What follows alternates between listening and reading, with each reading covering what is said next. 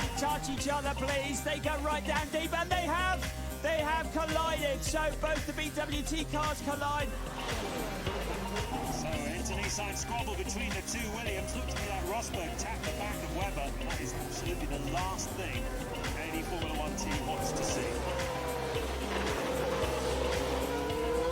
That's a Lacey and Heidfeld. I don't know what's happened, but it's the big poor Alain Prost, as if he hadn't got enough pressure on him. Oh, we've lost a wheel. It's a racing engineering car that's ripped his left wheel off. Furious at his teammate. That will be a very fun team briefing.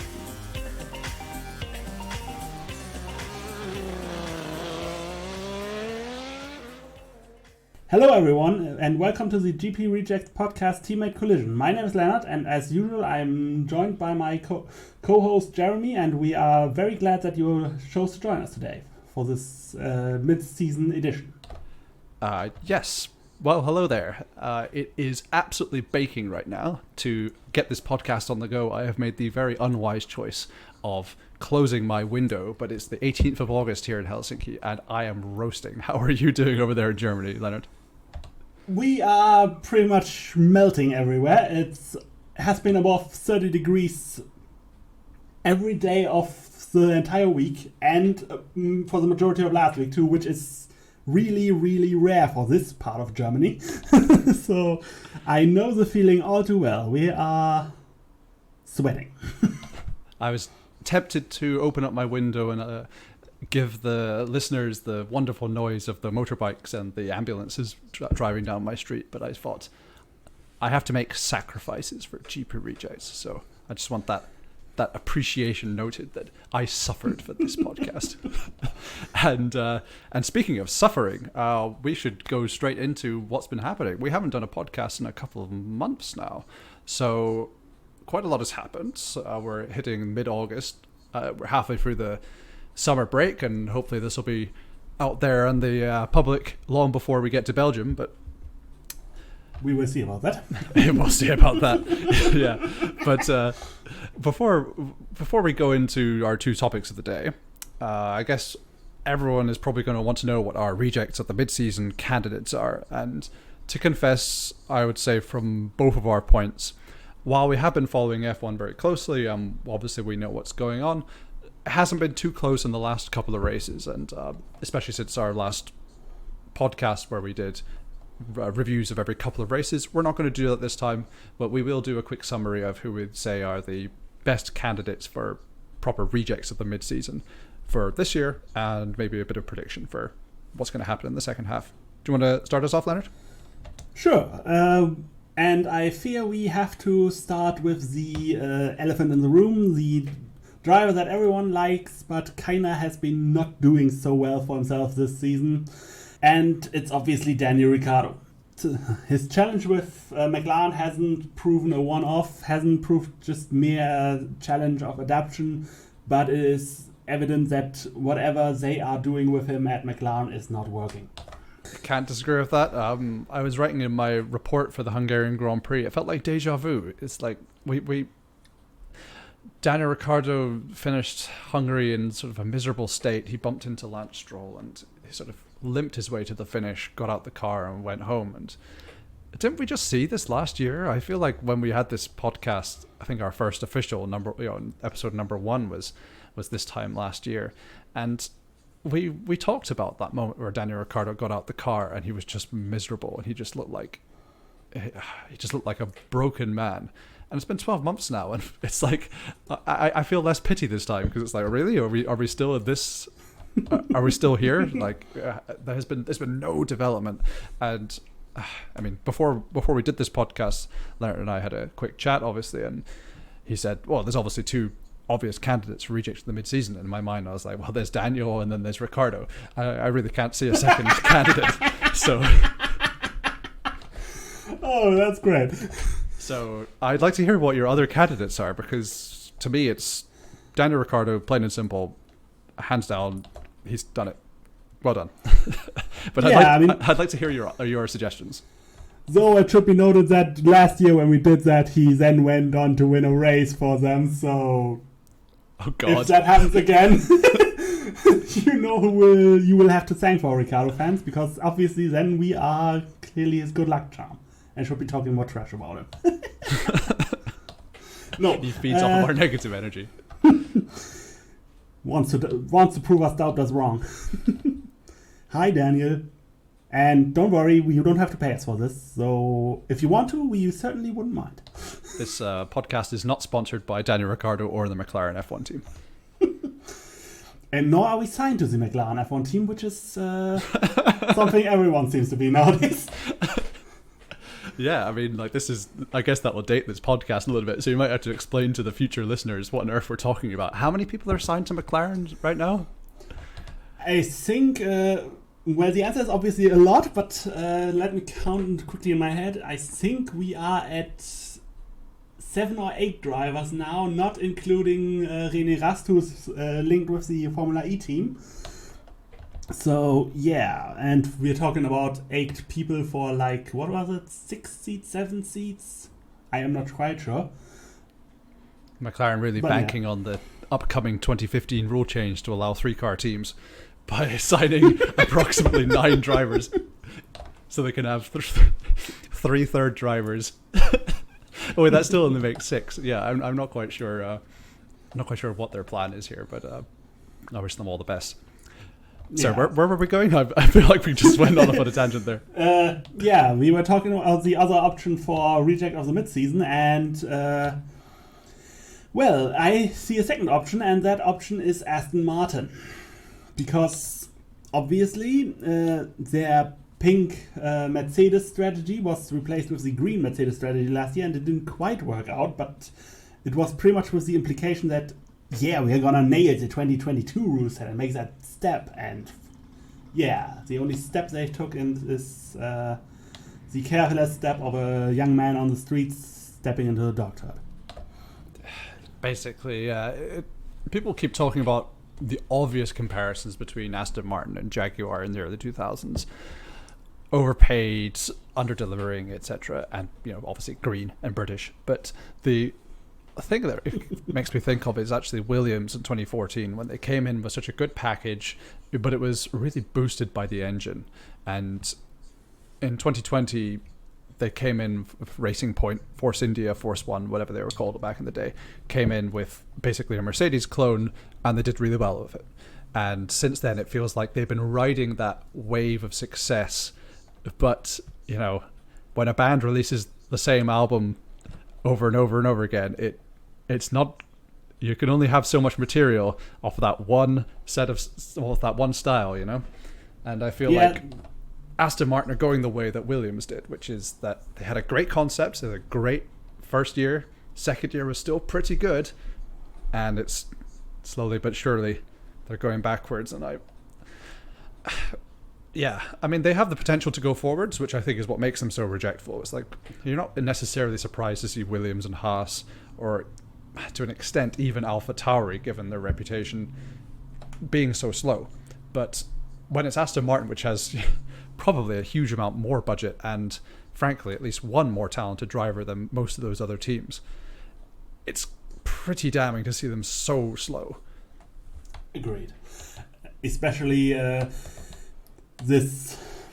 it's just in a way tragic, because you can feel like Lawrence Stroll, like Mike Craig, they all have these big ambitions, we want to be at the top, we want to be the real deal, and they are pretty much as far away from the real deal as your average McLaren contract.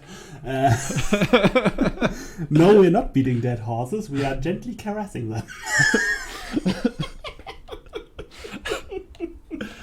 Geez. Like, people were talking about Fernando Alonso, who at the time of this recording has just recently signed a contract for Aston Martin going into next year. People were talking about how, like, oh, what a waste of a contract. Like, why would you go to Aston Martin when they're so clearly slow? And I get it, because, like, Aston Martin are a team which actually has, like, an upward potential, because they actually have ambitions, unlike Alpine, Renault, whatever it is, whose entire raison d'etre is to finish 5th, and they've never been faster and they've never been slower, not for like 12-15 years at this point. So yeah, Aston Martin have potential to go up, but they've so far, just in the last few years, just been going down, and I'm not sure Fernando Alonso will be much better than Vettel, but I think he'll be more motivated at least. We'll get on to Vettel in just a minute and his motivation, but like they don't seem like they have very much of a inspirational upward story coming up, seeing as they'll have a 41-year-old Fernando Alonso and Lance Stroll as their lineup. And if things go as they are now, they'll finish the season second last, and then that's their lineup going into next year. Jeez. Yeah. Just yeah. No, but the thing is, in the end, again, they could be so much better, and I think Alonso made the right move there, simply because, again, they have ambitions. Alpine are very content to just exist, to the point that even their development drivers said, "Now, thank you, I'm not going to drive for you next year," which is incidentally a statement, and not a particularly nice one. And so, it's just disappointing, really, Aston Martin. Like, obviously, nobody expected them to make the jump to the top teams right away this season, but at the very least, you could have expected them to maintain their competitiveness last season, where they could stumble into a podium. All that needs to be said about Aston Martin this year. The only races where they were higher than 9th, so basically the old points paying positions, where pretty much the last few days of Sebastian Vettel's brilliance that are left in him. And you're talking about Baku, where he also made a mistake and lost to possible 4th place. When he finished exactly. But let's just say I don't see Lance Stroll being 6th anytime soon. No, I'll give you that one. No, and so it's just sad, really, especially since this is Sebastian Vettel's last season, and with that we are at the very next topic of our podcast, because as you probably will know, and if you don't, we are sorry to tell you, that Sebastian Vettel has announced his retirement plans for the end of the season.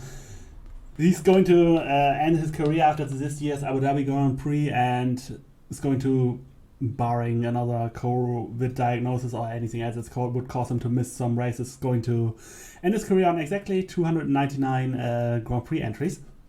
Or was it starts? Yeah, there is one race he didn't start, and we'll get onto that again. That's a sign of foreboding things to come.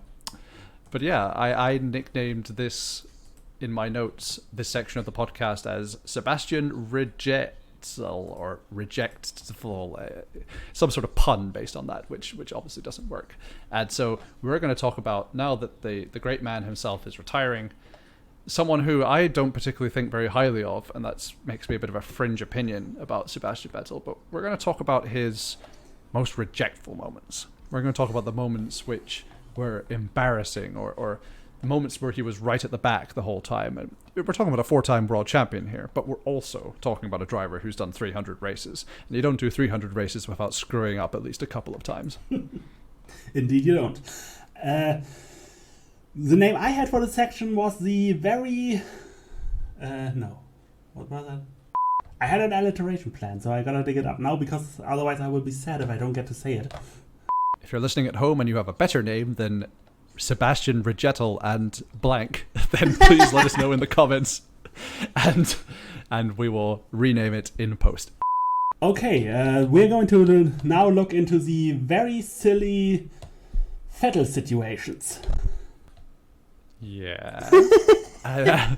And your name for this section is? That was the name. The very silly Vettel situations. The very silly Vettel situations. And yes, I am 100% certain that title was worthy taking the time to remember it. You won't hear this in the final podcast, but we did spend a solid 2 minutes waiting for Lennart to find that name, which is why my slightly disdainful reaction to it is so. Let's begin with something which is very thematic for this podcast: teammate collision. Now, Sebastian Vettel has a habit of crashing into his teammate, and if not his teammate, then his sister teammate. We have multiple instances over the course of his career, especially in his early days, where he would crash into his teammate or his sister teammate. Everyone in their mind is talking about or thinking about Turkey in 2010 when he knocked off Mark Webber when they were both battling for the lead. But take your minds back a few years before that.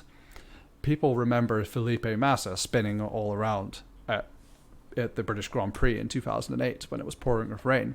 People don't necessarily remember that Sebastian Vettel drove full speed into David Coulthard in the Red Bull when he was at Toro Rosso and dumped them both in the gravel trap on the first lap. This would be like an interesting one-off incident if it wasn't for the fact that the previous year in the rain, Sebastian Vettel had hit the other Red Bull driver of Mark Webber when they were in the rain, also in the run for great points positions. Webber himself... Yeah, podiums possibly. Webber himself had been very, very sick. He was in a bad, bloody mood at the time, and he just had this 20-year-old kid who was in his third or fourth race drive straight into him under the safety car. And it wasn't a very good day to be Mark Webber. And not even remotely. I think we can safely say that. But it was so much more damaging than just that, because it cost Toro Rosso and Red Bull, as you say, possible double podium position in the rain. For those who don't remember, Fernando Alonso recorded his only retirement that year at that race when he made an unforced error into the wall. And both Ferraris, apparently, because some things never change, Lennart, both Ferraris somehow decided to do the wrong tyre strategy and dump them, both drivers, at the back of the grid during the safety car period, which put them both basically plumb last going into the race itself. Which in practice made a podium really possible for either of one of the drivers, and Vettel threw that away. Webber famously. I would say that's the first case of Vettel rejectum, where I haven't mentioned the 10 years after that incident when he and his teammate Kimi Räikkönen had a coming together along with Max Verstappen at Singapore. And if you hadn't, I would have. I was actually thinking, okay, now we're going to link that to Singapore 2017, so... shows that we are on a wavelength, at least. So, that's my first pick, I would say, for the theme of Sebastian Vettel rejectfulness, especially seeing as it matches the name of this podcast. So what's your next suggestion, Leonard? I would have started, or I am starting, in fact, with one of the more, not so much in the sense that it's rejectful for a single mistake, so that was involved, but more for the overall actions as consequence thereof. I'm obviously, it's not obviously, cut that. I'm talking about the 2090 Canadian Grand Prix, where he ran wide through turn 6, rejoined in a rather unsafe manner ahead of Hamilton, and rightfully got a penalty for that. A 5-second penalty to be precise, that ended up costing him the race win. Because while Hamilton wanted to pass him on track, he couldn't. And thus he simply stayed close enough to be ahead of him after the 5-second penalty was applied. And in his anger at that decision, Vettel famously switched around the... He didn't just take it on the chin and go home? No, he switched around the position shields where the podium drivers park and park for me, and placed the number 1 in front of his car and just generally made to be blunt about it, made an ass of himself. And what I like, in quotation marks, the most about this, in the super majority of sports, if the second place guy, or just generally the loser, had done something like that, they would have been fined to oblivion. In soccer, at the very least, they would have probably earned themselves a match ban or two. And what did the FIA do about it? As far as I know, pretty much nothing. Yeah, well, nothing that mattered, at least. No one remembers when a team gets fined for infringing upon some rule. No one remembers if Sebastian Vettel got any punishment because he didn't get anything that actually mattered in the end. Like in particular, even so much as merely criticizing the officials earns you a $25,000 fine in the NBA. I mean, in the end, $25,000 aren't that much for an athlete at that level, but it's still a penalty merely for criticizing the referee, which you could make a legal element is going too far. But pretty much nothing. So you're trying to tell me that Vettel got basically the same penalty for leaving the driver's briefing early this year as when he left his car through a massive salt, switched the numbers of the winner and the second place finisher, and then basically didn't go to the podium for a solid 5-10 minutes and delayed everything. Yeah. Nice. It's nice to know there's consistency in the FIA, isn't there? Yeah. I mean, speaking of things which never change. All right, I have a couple of juicy or spicy or whatever adjective you want to use for these suggestions. My second suggestion will be Sebastian Vettel's early career tendency to crash a lot. So one thing that's always annoyed me about Sebastian Vettel, and you're listening to someone who's not a fan. I've never been a fan of Vettel and ever basically during his career. But one thing that's always annoyed me about him and about Hamilton and admittedly about a few other drivers who I actually like is that he had the media on his side. And the media can be very forgiving to some drivers and very punishing to others. I'm looking at Pastor Maldonado for the latter half of those. And I think that Vettel in his early career, he had a couple of very good drives which, according to the media, very much overshadowed some of the really, really crappy drives he had, especially, I'm thinking at the end of 2007, beginning of 2008. And over the space of about 6 races, he had 5 crashes on the first lap. And of those crashes, he had 3 first lap retirements and a combined total of, I think I've got written down here, about 73 laps over the space of 5 or 6 races. He tended to crash a lot. yeah. He was a very good qualifier and very quick, and it was very clear that he had good pace.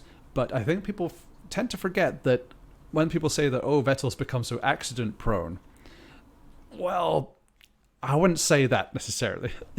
It's much harder to crash into other people when you're starting from pole and, driving off into the distance than it is when you start in 15th place and you've got 5-10 cars on both sides of you. And Vettel had a lot of troubles with traffic and a lot of troubles with other drivers, especially early in his career. And he drew a lot of criticism. I don't know if you remember, Lennart, but in 2011, 2012, he got a lot of stick from the media for basically not, quote unquote, not being able to overtake. And I think it was due to the fact that he was so unused to basically battling for position when he was so far ahead of everyone else, that when he was in the position, he often freaked out. I'm thinking Monza 2012 is the famous example of that, where he and Fernando Alonso were just basically acting like idiots when they were racing each other. Yeah, the sort of, if you allow me the quick tangent, there are 2 kinds of famous overtakes in Formula 1. One is the famous overtake that is simply good. Good example of that. A classic overtake of Mika Häkkinen Yeah, and Schumacher that's the on the one. back marker. And then there are those that are excellent or seen as excellent simply because either 1 or 2 parties in it were acting like complete, douches.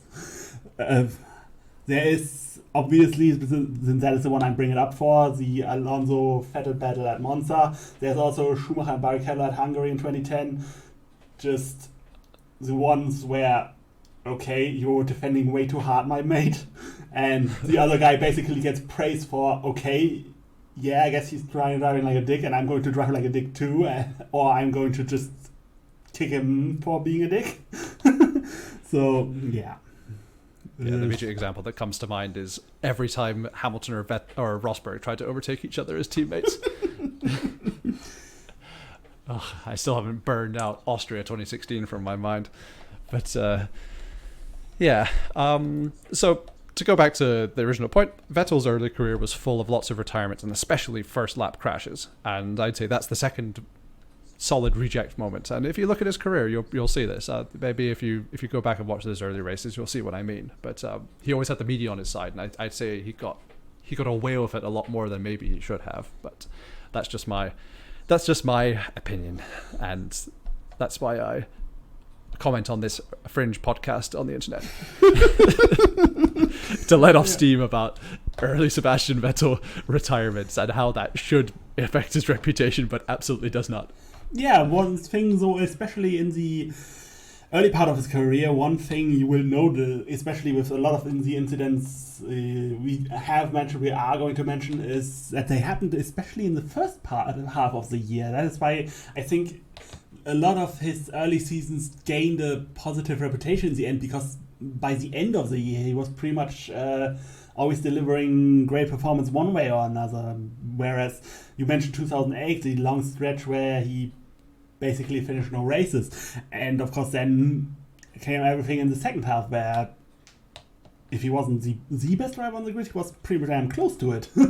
And so people obviously then, because they have an inherent recency bias like all of us, they then think, wow, he was pretty good in the second half. That means he must have had a damn great season, when, again, to take as a whole, there's a lot of about his 2008 season. So, and that is something Vettel really did in pretty much all of the early years of his career, like 2008, 2009, 2010. Oh, I'll get to 2009 later, don't you worry. I would be surprised if you didn't. What is your next moment in the Sebastian Vettel's Reject Hall of Fame? The next moment is... Now we've talked about the other one so long that I've forgotten what I had in mind for that one. Yes, the big one. Since we are talking about teammates, there's obviously no way to get around the infamous Multi-21 incident, where he famously ignored a Red Bull team order and stole what would have been, though we didn't know that at the time, Mark Webber's last career victory. And yeah, let's just say he didn't make many friends with that one, especially not with you, I imagine, who is known to be a Webber fan. Well, I want to avoid this topic like a hot potato, but let me just say this. When it happened, I bought a t-shirt from Sniff Petrol, which, by the way, this podcast is not sponsored by Sniff Petrol, if they're even still around. It was a terrible website with really very bad jokes about motorsport and stuff. But I bought a t-shirt from them, which I still have, which says, "What part of Multi-21 don't you understand?" And one time I was out in my hometown of Aberdeen, Scotland, and someone looked at me, pointed at the shirt and went, "Oh yeah, sick reference," or something along those lines. I may be exaggerating. I think he basically just nodded at me and went, with the eyes of knowing. But I do remember at least once somebody recognized what the shirt meant, and that meant it was worth the £20 I spent on it. And I want to use this opportunity to make a vow to our listeners. I will annoy Jeremy as much as it takes to get us to show a picture of that shirt. Oh, yeah, dear. but Yeah. I can imagine you wanted to avoid that topic, but with the usual German bluntness, I went straight for it. Just like you did in Malaysia. Nice. Most people, when people like me complain about Vettel in 2013 in Malaysia, they always respond with 2011 in Britain, when Mark Webber also ignored team orders and pushed Sebastian Vettel for the win. I don't necessarily think the two incidents are related, mostly because Webber had not been made aware that Vettel had changed his racing setup. They had basically, in short, drivers, when they're doing stints, they have setups which are programmed into their wheels, which dictates everything to do with the car, which includes wing adjustments, includes engine, fuel usage, that kind of thing. And Webber was on the slow version of that, basically, the cool down version, because he was being told that it was a 1-2 and they were holding position. So he had tuned his car down to just see out the rest of the race and win it. And Vettel had changed his setup to, which basically gave him an unfair advantage over Webber. And that is all I shall say, because I don't want to go too far into that subject. Yeah. But feel free to disagree with me. There are plenty of solid arguments on both sides for that, but I know which side of the fence I stand on.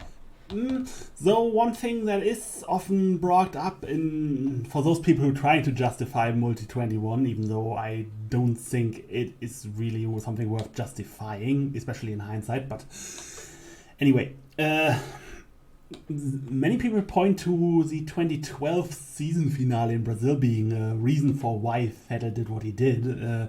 Namely, he felt that Webber forked a bit too hard with him at the start, which indirectly led to Senna running into him later on the first lap. I mean, I guess I kinda would understand it if that were to be true. I don't know whether that has ever been confirmed by anyone involved, and quite frankly, I don't care to look it up. That's the spirit. So I guess I would kinda understand it, but it's just so pointless. Like, even if we assume the early 2013 trend where Mercedes and Red Bull were basically on par had continued, even then those 7 points, or what's that, 7 points? Yeah, 7 points between first and second. Thank you. Were just not worth the mean-spirited overtake and the certainly difficult atmosphere after that, because again, he left Red Bull in a situation you can't punish a guy. Not only would it be a bad message to punish someone for going for a win, it would also be very hard in terms of PR, because you will find a lot of people who say, yeah, he went for the win. That's the point of racing. So, and of course Webber felt, rightfully so, very slighted by this. And yeah, just a pointless move all around. Basically, I mean, he was very young, so it was pretty much the equivalent of teenage dick waving.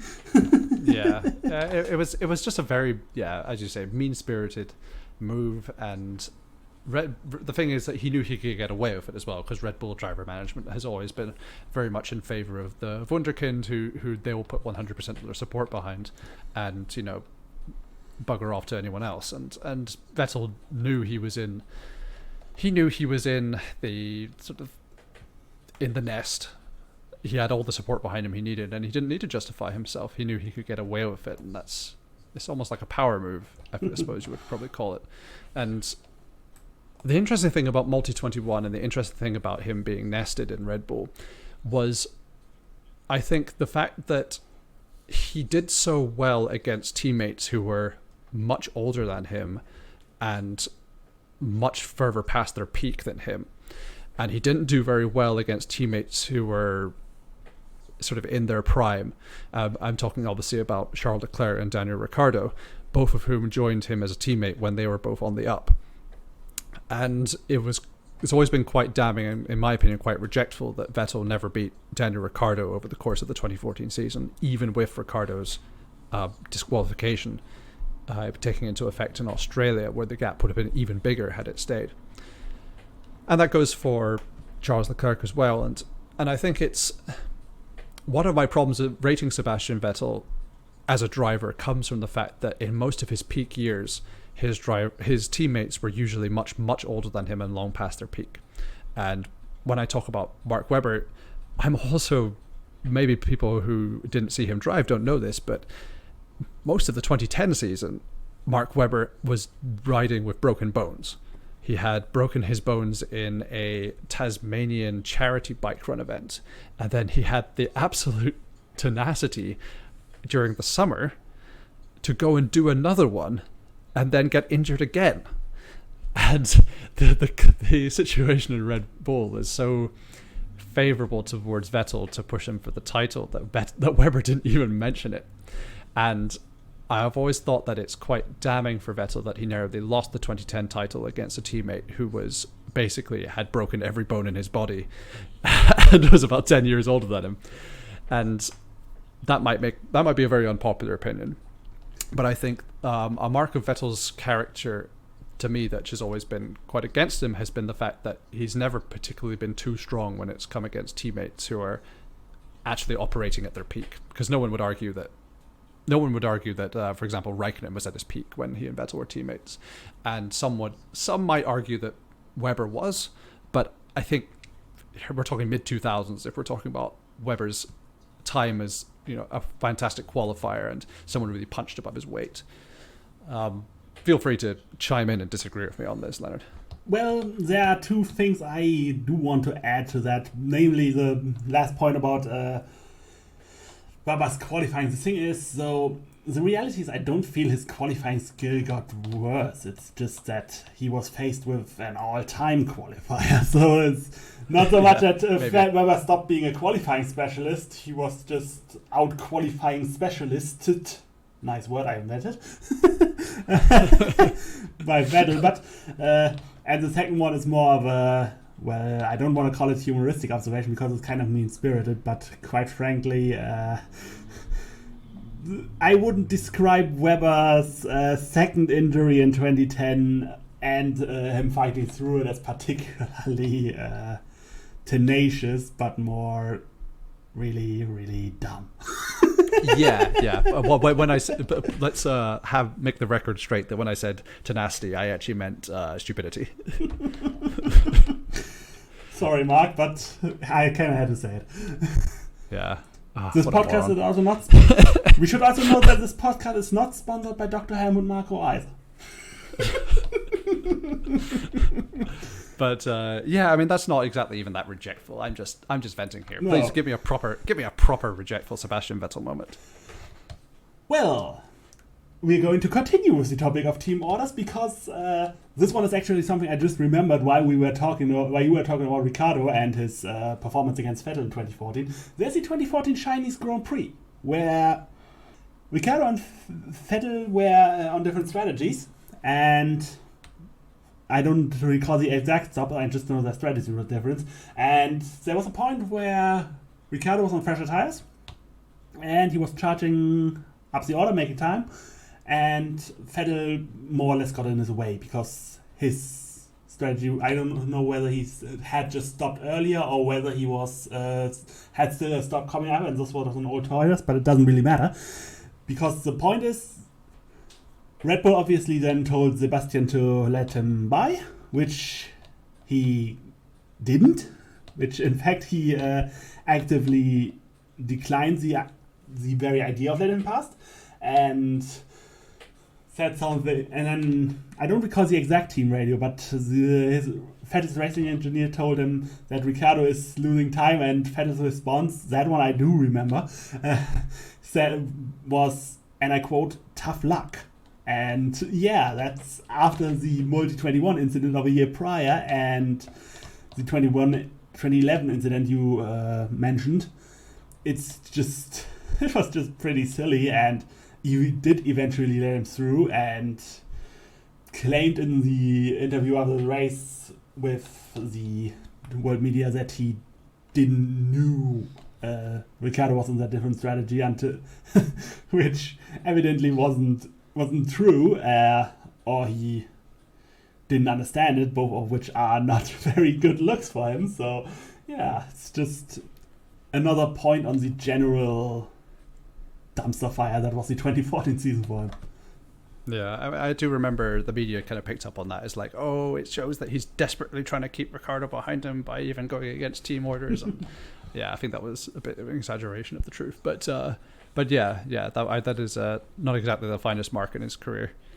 There's many other incidents, but I feel like I'd like to get to the next section. So there's obviously the DNS in Bahrain in 2016, his only DNS, and the one that probably blocks him from getting to 300 races. And so we salute that. We salute that moment in his career when his engine blew up on the formation lap going to the grid at Bahrain in 2016. We call that a certified Ferrari moment. Okay, you got me with that one. But, no, I mean there's the famous, obviously, it's almost an iconic moment. I feel like we brought this up on almost every podcast, but the iconic moment he hit the barriers in Hockenheim in the rain, and people have always nowadays use that as like a narrative of, oh, since 2018 he's been on the downfall and lots of unforced errors and embarrassing clashes. But I think we've also said that actually he's had embarrassing crashes throughout his career and dumb moments. And of course we then have to include a moment that was unusual for someone who normally is pretty damn good in the wet, namely the 2012 Malaysian Grand Prix, where he had his little incident with Narain Karthikeyan, struggling to get by him in his HRT, which of course led to the famous post-race interview where he called him a Gurke to German television, which translates to cucumber, and it's just generally a German, very weak sauce German insult for someone who is not particularly competent. And speaking of Narain Karthikeyan,